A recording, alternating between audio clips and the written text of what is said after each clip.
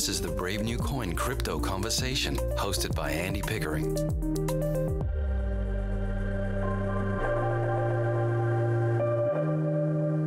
Hi everyone, Andy Pickering here. I'm your host and welcome to the Crypto Conversation, a Brave New Coin podcast where we talk to the people building the future in the Bitcoin, blockchain and cryptocurrency space. Today's podcast is brought to you by Leverage, a new fully featured decentralized futures exchange without compromise. Leverage is a DEX, so you can trade with your keys and sign orders with just one click. And Leverage is fast. Yes, indeed. Leverage is powered by Gluon, a layer 2 solution with the scalability and speed of a centralized exchange and the super low fees of a DEX.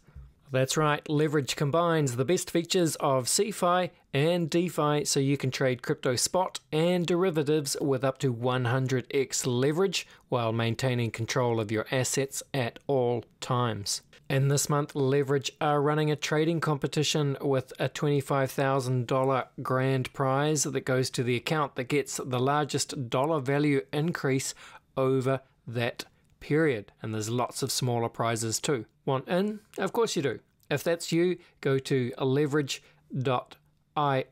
for all of the details. And of course, Leverage is spelled Leverj.io and trade the future of crypto today. And now it's on with the show.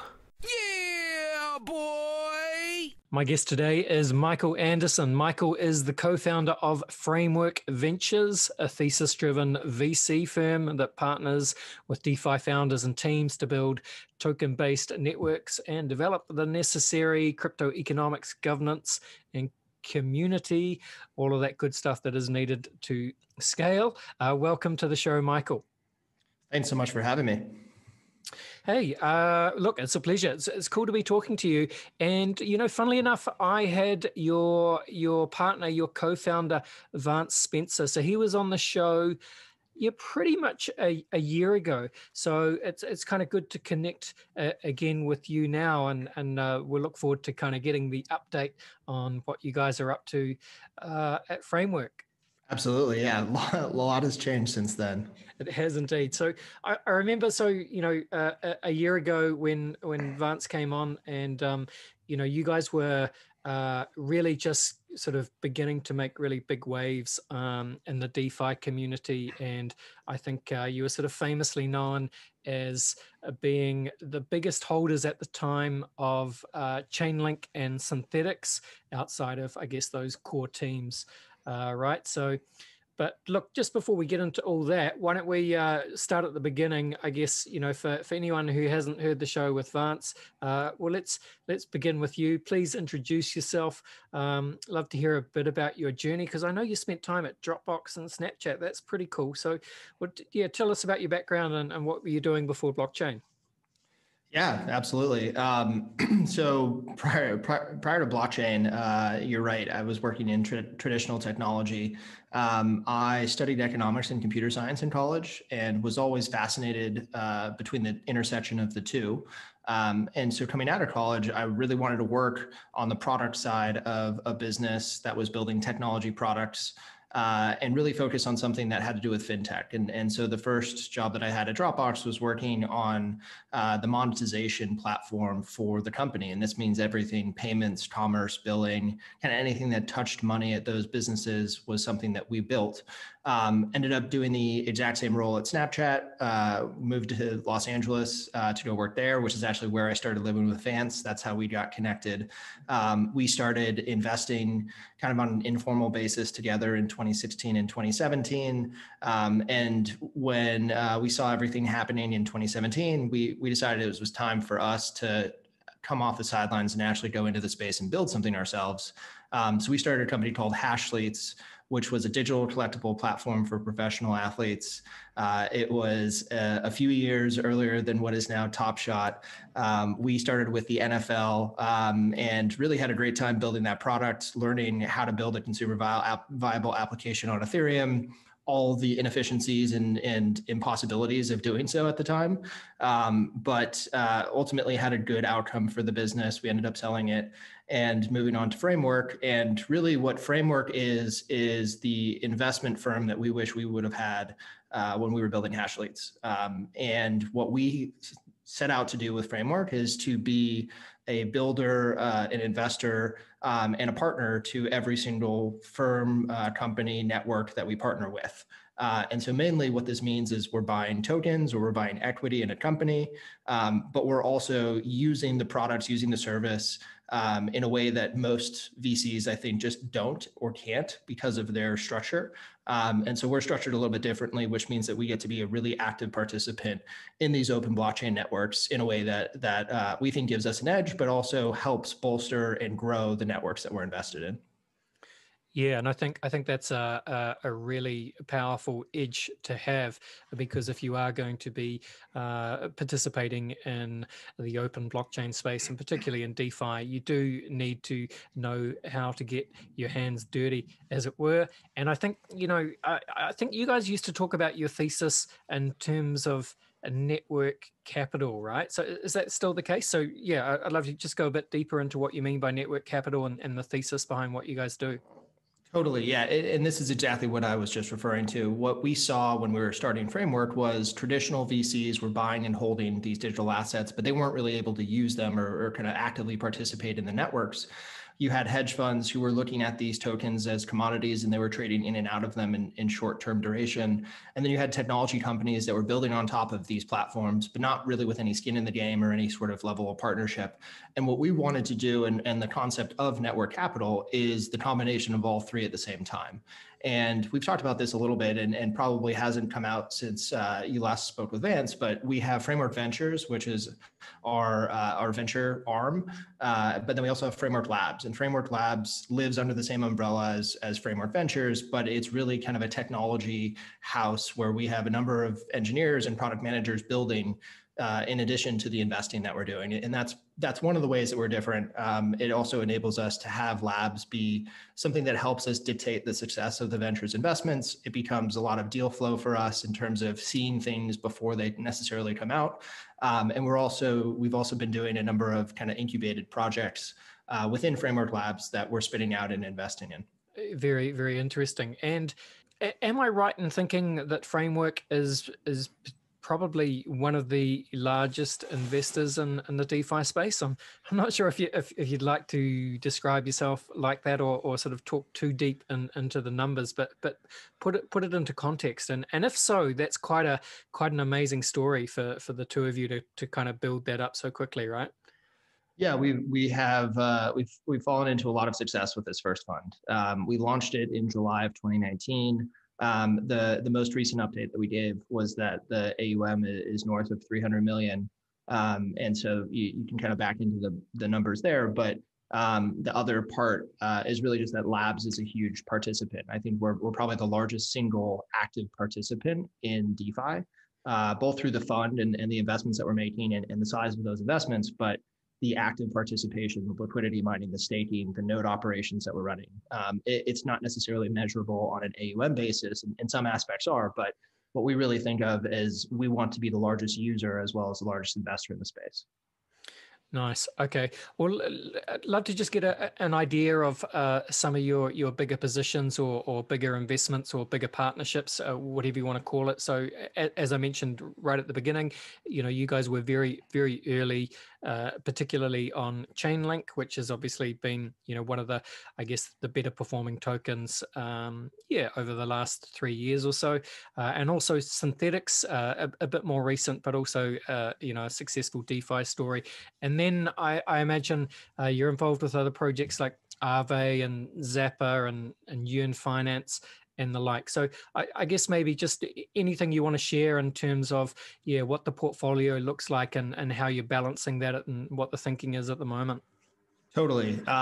So I would say with our first, kind of foray into the space, what we kind of saw was two places where value was accruing. And one of the investments that Vance and I made as angels in 2017 was Chainlink.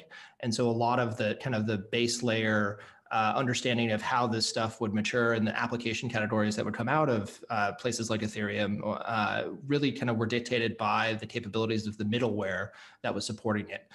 And so middleware was kind of our first thesis as a place for us to invest. And that means Chainlink, but it also means the graph.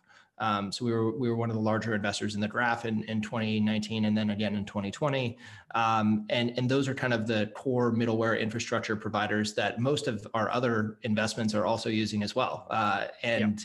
You know, the kind of the core product that we saw after the middleware section was DeFi. And that's where we focused most of our attention over the last 2 years. That means it's synthetics, like you mentioned, Wi-Fi.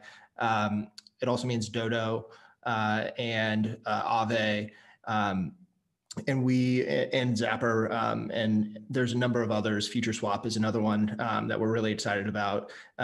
All of these kind of make up different, I would say, application categories within decentralized finance, and really kind of the thesis that we have with this investment class altogether is, and DeFi in particular, is that we are now seeing the first developer sandbox for finance ever.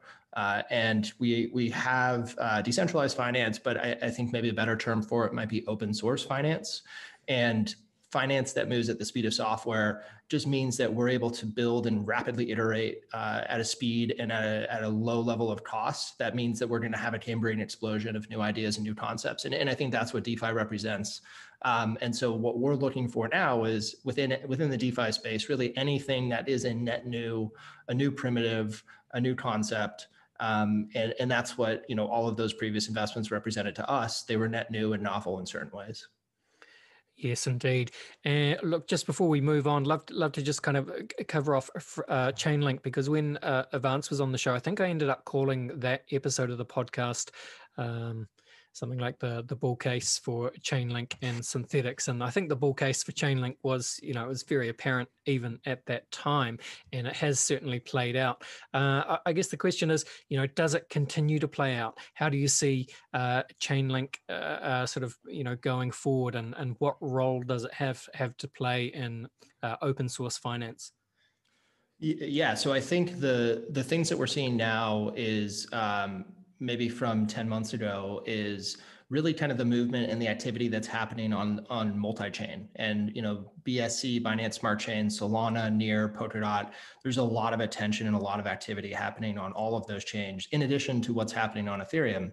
And, you know, when it comes to things like the Graph or Chainlink, what we view and kind of the future perspective of both of those is that those become bets across all of the spectrum of blockchains that are running simultaneously. And Chainlink is making partnerships with Binance Smart Chain applications. They have a partnership with Polkadot, Solana as well. And what we want to see with Chainlink, and what I think we're going to see with Chainlink, is the ability to have single points of data coming in, which are the data providers, the nodes in the Chainlink network, of which Framework is one of them, but able to be replicated across every single ecosystem. When we think about base layers, layer ones, we think of them as really just being different operating systems. And when I was at Snap, one of the things that we had to go through was the question of, should we build the application in Android in addition to our existing iOS app? And really the analysis came down to, where are the users and can we build a good enough application for them to use it? And it took a couple of generations of Samsung phones to the point where we could build the application and it was ready to go. But that became the Android app that drove so much of the growth that you've seen with Snapchat over the last few years. And so we think of base layers as being the same thing. Applications that are built maybe on Ethereum right now could see a world where they're cross-portable from one application, from one blockchain to another. Something like Chainlink will be the facilitator of that cross-chain connectivity. Yeah, I think that is very accurate, Michael. But I just want to bring it back to something you mentioned, right? Because I think this is it's a very it's a hot, relevant topic of the moment, right? And I'm talking about Binance Smart Chain. And so, funnily enough, I actually just saw a tweet from your partner Vance earlier today, an hour or two ago, and I just took a screenshot but he noted that there seems to be some kind of syncing problem with the Binance Smart Chain that's just happening today, some kind of syncing issue with Pancake Swap. And I've seen a couple of people talking about it. And so Vance noted that. But then he said that in a world of thousands of ETH killers, I actually like Binance Smart Chain, by the way.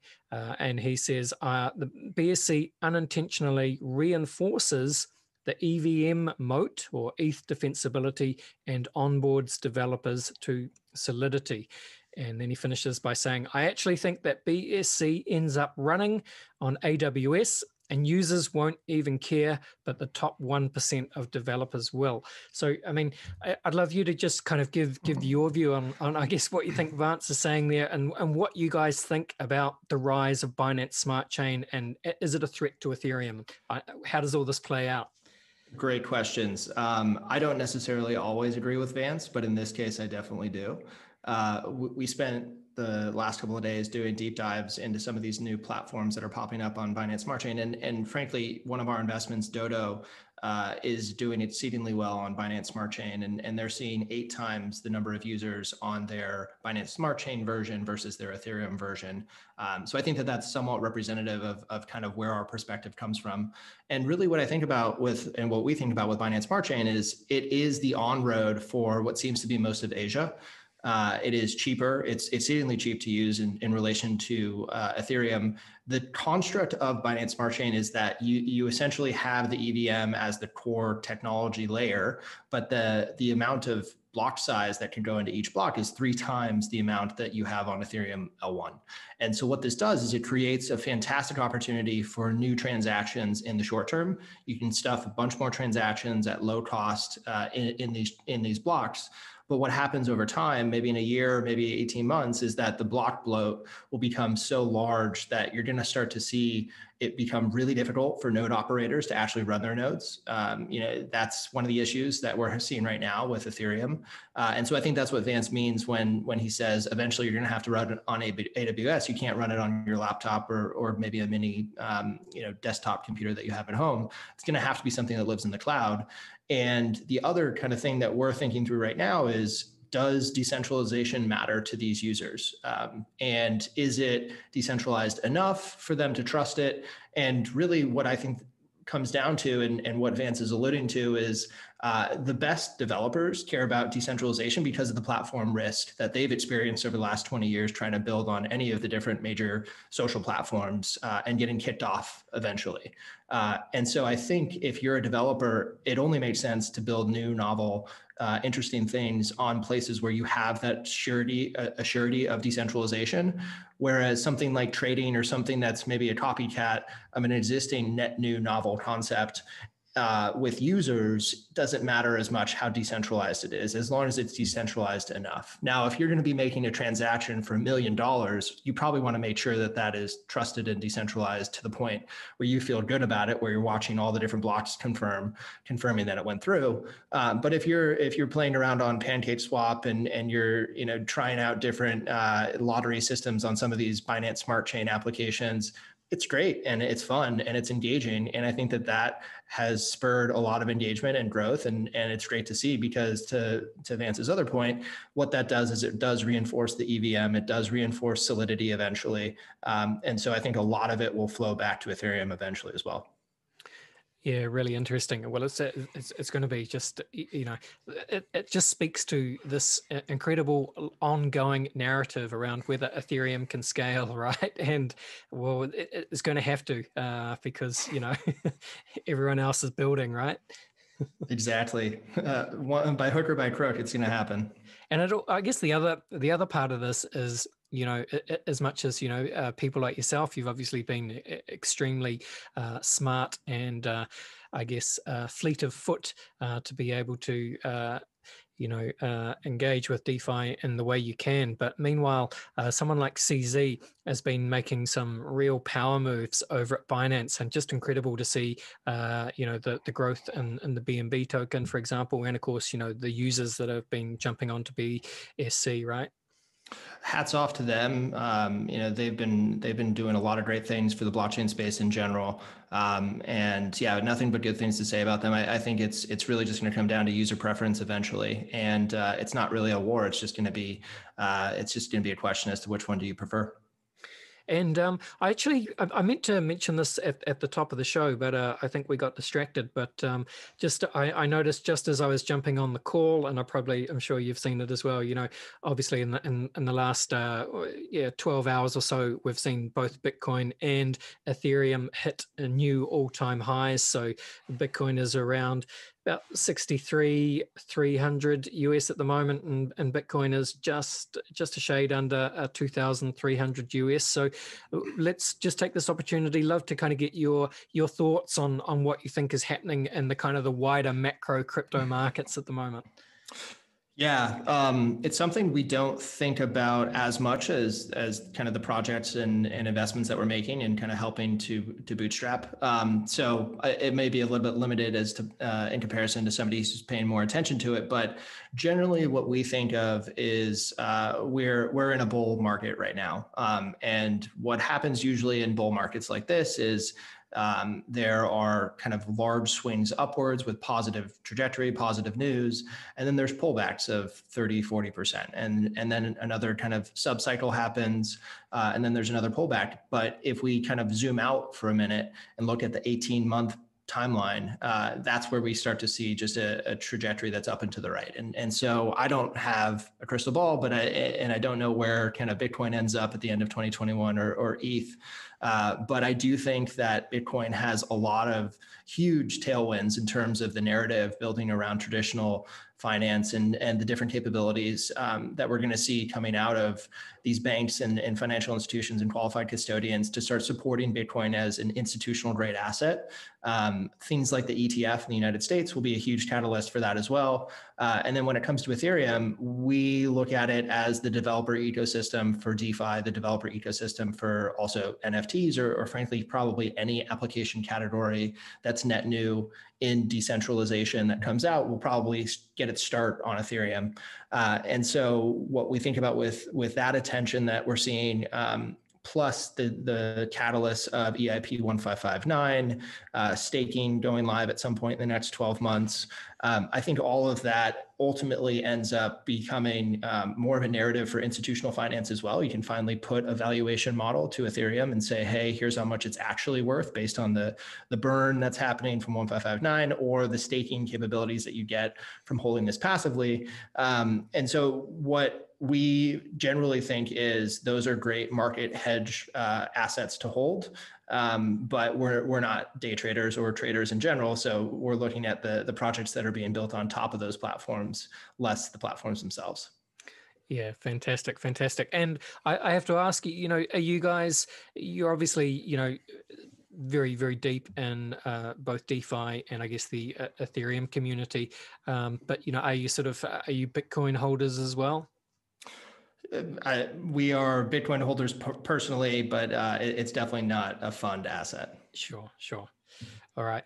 Well, if we just bring it back to framework then. So I gather that you guys have been very quickly putting some more bums on the seats, if you like. So I'd love to just hear a little bit about, because I think there'll be a lot of different funds doing that as well. Everyone is kind of accelerating and expanding while the sun is shining and the markets are good. So, what does that mean for you guys, and who are the kind of people that you're adding to the team, and what do you look for? Yeah, so since you spoke with Vance, we've really kind of started our hiring with the first couple of hires last summer. And really what we're building out with this team is our kind of best in class team of people that can split the line between ventures and labs. And what we mean by that is someone who can work on the venture side and understand, how to get a deal done, how to get in front of an investment opportunity and close that, but is also understanding of the tech platform, the governance process that's happening for portfolio companies, the different improvement proposals that are going through, and the trade-offs of one direction versus another. And so it's the deep understanding of DeFi in addition to kind of the traditional venture mindset and ethos. And so we've been building the team out there. We've also been spending a lot of time building out the engineering team. as we build proprietary technology in-house. We build tools and services on top of the protocols. Like I mentioned earlier, we're running a number of nodes in the networks that we support. And so the engineering team is really one of our defensible edges, we believe. It gives us the ability to go off and just do things a traditional venture firm wouldn't be able to do. We look more like a tech company to the projects that we invest in. And I think that is where we're going to be taking it going forward. The other things that we want to be doing is building out really kind of a full services team for any of the investments that we make in terms of recruiting or potentially discussions around compliance and legal issues. Those are things that we're looking to do in the near term, but that's definitely something that we're thinking about right now. Fantastic. Well, just to finish off this part of the podcast, Michael, so love to get your thoughts on some of the the big ideas that are happening in crypto at the moment. So I guess first off, NFTs, right? Do you have a take on NFTs? Are you an NFT collector? What do you think?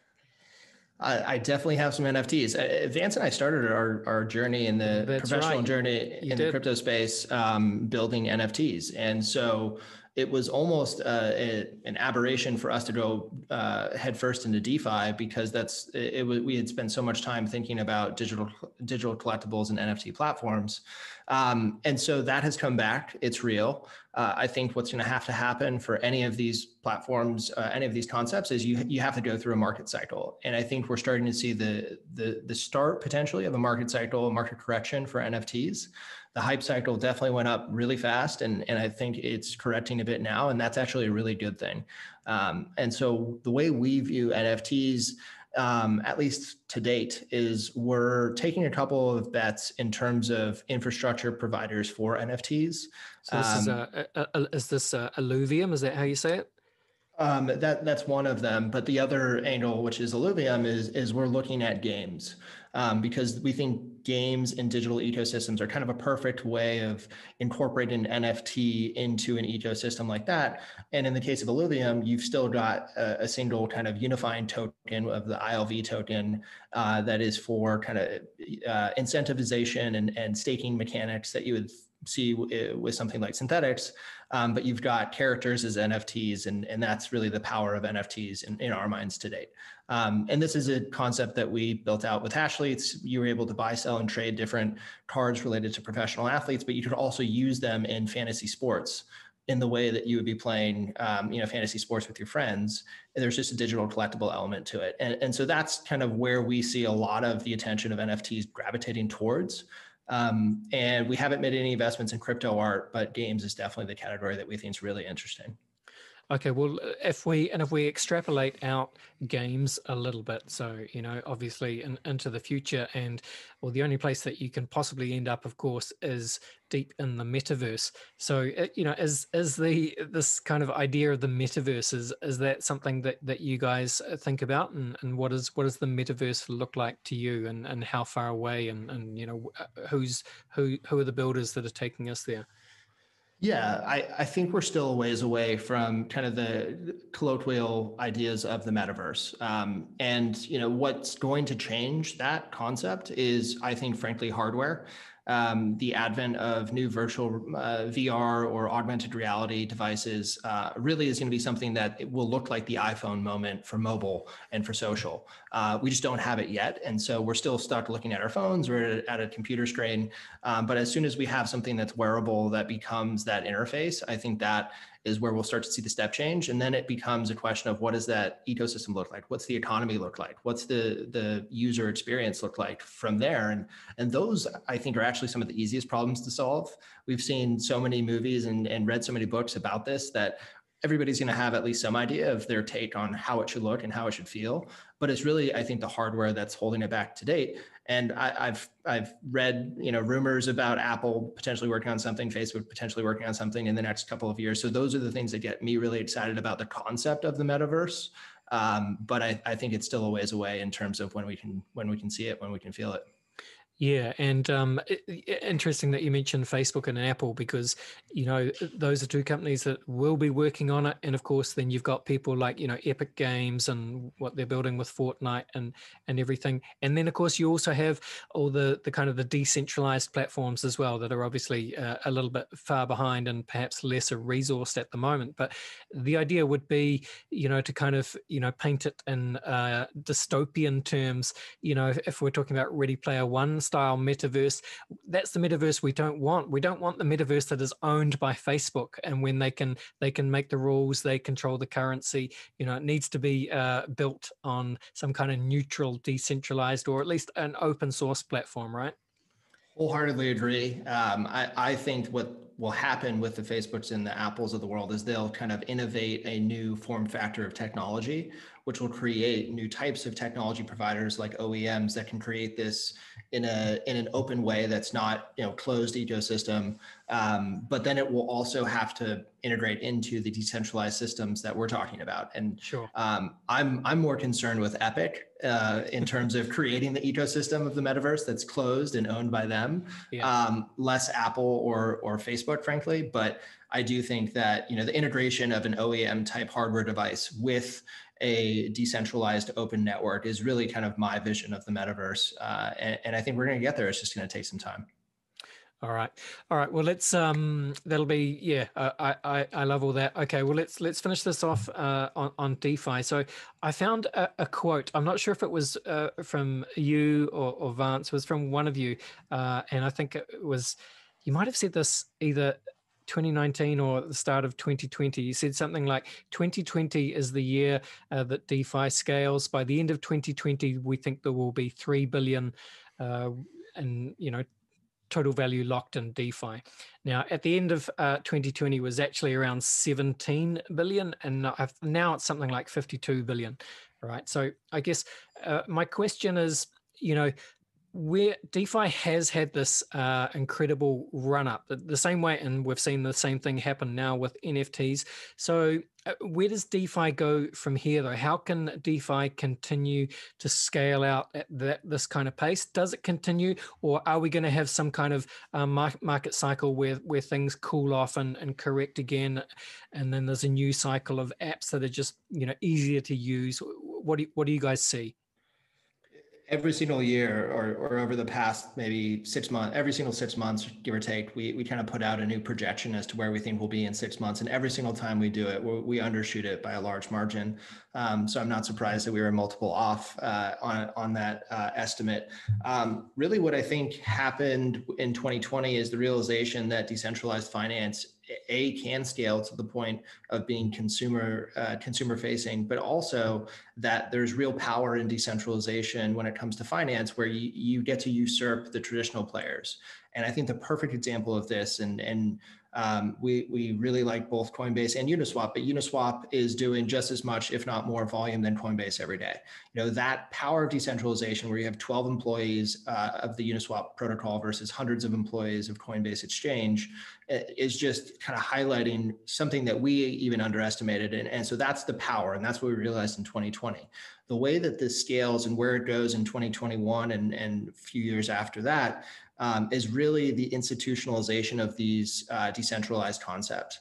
And we've been fortunate enough to be able to get in front of some of the major management and leadership teams at major banks here in the United States, just to show them what DeFi is and kind of walk them through an example of a Uniswap trade or taking out a loan on Aave, or what a synthetic asset is and how it works. And when we get to show them these concepts and these primitives, it's their eyes are wide in terms of their understanding of how this works, and the fact that there's no middleman, there's no other side, there's no counterparty to a lot of these transactions. And that's the stuff that I think is really kind of undervalued now. The amount of institutional interest and kind of a potential adoption that hasn't started yet, that's where we go 10x from here. And not necessarily in terms of TVL or market cap, but that's where DeFi becomes 10x more usable, because you've got the institutions who are supporting it through their services and their technologies. You've got obviously layer 2 and everything scaling that's going to increase throughput by 100x, it sounds like. And so once you kind of take a step back and you say, okay, all of these applications are both, being used 10 times more actively and therefore 10 times more usable, but you've also got transactions scaling 100 times, that in and of itself is a new application category from what it was in 2020, where it's really just finance at that point. It's not really DeFi. Yeah, very, very interesting. All right. Well, let's go to a very quick break and then we'll come back and we'll finish off. We'll have some fun with the Crypto Conversation Hot Take Round. In today's crypto market, the team at Brave New Coin are the sector's leading builders of custom crypto indices. BNC's powerful indexing engine draws on Brave New Coin's premium data to calculate high-frequency intraday and end-of-day indices for a wide range of index products. BNC's custom indices help you to gain exposure to the crypto assets class and track your performance against the market without having to become a stock picker. Not sure what you need? A Brave New Coin consultant can help you assess your requirements. Contact BNC today to find out more. Are you ready to trade the future of crypto today? Introducing Leverage, a self-custodial decentralized exchange that performs with the speed and features you're accustomed to. Leverage is fast. It's powered by Gluon, a revolutionary DeFi infrastructure that makes DeFi work at scale. It brings speed, transparency, and massive gas efficiencies to its users. Say goodbye to exchange hacks, front-running, Ethereum network congestion, and high fees. Leverage is the future of trading. It combines the best features of CeFi with all the benefits of DeFi. Like William Gibson said, the future is already here, but in this case, it's evenly distributed and completely decentralized. Go to leverage.io and trade the future of crypto today. All right, we're back and I'm with Michael Anderson. Michael is the co-founder of Framework Ventures. And Michael, I like to finish each podcast with a quick round of rapid fire crypto conversation hot takes. Are you up for it? Let's do. All right. Michael, I know the answer to this one already, but where do you sit on the Bitcoin maximalist to multi-coin opportunist spectrum? We're definitely looking at multiple opportunities across different blockchains. Of course you are. Okay, well, Michael, what would you say is your firmest conviction crypto opinion? I think that the most defensible aspect of a network or a protocol is the community that supports and builds and helps bolster the product itself, and the protocol is the most defensible aspect of the protocol. Nice, love that, and oftentimes the hardest to build as well. Exactly. Well, Michael, here's a curveball. UBI as a potential fix for, AI-induced automation or, wealth inequality in a dystopian future. What? Any opinion on UBI, even if it's, on a blockchain? Is it a good thing? I think it's a good thing. I think we need to test different models. We need to actually have some of these programs in the world right now for us to know what works and what doesn't, because incentivization becomes a problem with UBI. And if we can strike the right balance of keeping everyone incentivized, but also providing for basic needs, that's the Goldilocks zone. Great answer. I agree with that. Okay. Well, Michael, Bill Gates, he famously said that we tend to overestimate what we can accomplish in 2 years and underestimate what we can accomplish in 10. So let's go with DeFi. What does DeFi look like in 10 years' time? I think we remove the D from DeFi and it just becomes finance. It'll look like and feel like we're just using the traditional applications. You won't even know you're interfacing with a blockchain underneath it. And that's going to be the power of this technology. Nice. I love it. Okay. Well, look, you'll be aware of this one as well. So sci-fi author William Gibson said that the future is already here. It's just not evenly distributed. Can you think of an example of the future being here right now, and yet most people just aren't really aware of it? One of my favorite quotes of all time. I feel like we live this every day with what we get to do. But I think one of the real kind of moments for me, I actually bought a house earlier this year, and to buy the house, I took a loan out on Maker.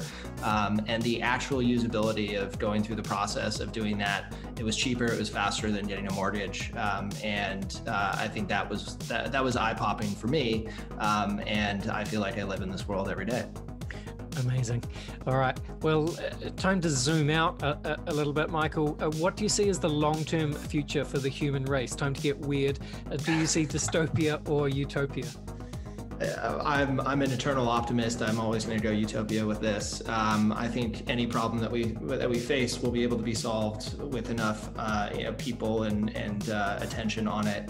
I think there's going to be a lot of bumps in the road, and I think 2020 was just reminiscent of that potential bump happening. But I think we're a very resilient race, and I look forward to watching us progress over the next couple of decades. I love it. All right, let's zoom out even further. Finally, Michael, what is your favorite science fiction book, film, show, or universe? So with everything going on with Neuralink, I have to go with Snow Crash by Neil Stephenson. I think I read it first in high school and pulled it off the shelf recently. It's eerily representative of what is potentially happening now and exciting in a lot of ways. Yeah, a brilliant book. All right, that is a great answer. Hey, look, thank you so much for your time today, Michael. It has been a real pleasure talking to you. Nothing else to say really except to hand the microphone back to you. And look, any shout outs you want to give, or tell the people where they can find you on your various platforms and where they should go to engage with what you guys are up to at Framework. Yeah, absolutely. Framework.ventures is our website. And on my Twitter handle is I'm_Manderson. Pretty engaged on that. And that's probably the best place to find me if you want to chat. Awesome. Hey, thanks very much and all the best, and bye for now. Thank you, Andy. Have a good one. All right, there you go. That was Michael from Framework. I enjoyed that one. That was a good chat. It's always good to talk to smart guys from the world of DeFi, and love that Michael went for Snow Crash by Neil Stephenson, an absolute classic of, I guess you call it, cypherpunk, and early sci-fi metaverse type stuff. Very influential across crypto, of course. Might even put a link in the show notes to that, because if you haven't read it, you really should. That is us for today. We are out of here. Thank you for listening. Don't forget to subscribe to the Crypto Conversation podcast in whatever podcast app you are using. Even give us a rating in Apple Podcasts or iTunes. That is always appreciated. If you want to get at me, at Andy Pickering NZ on Twitter, or just drop me an email, andy@bravenewcoin.com. This was the Crypto Conversation for Brave New Coin. See ya.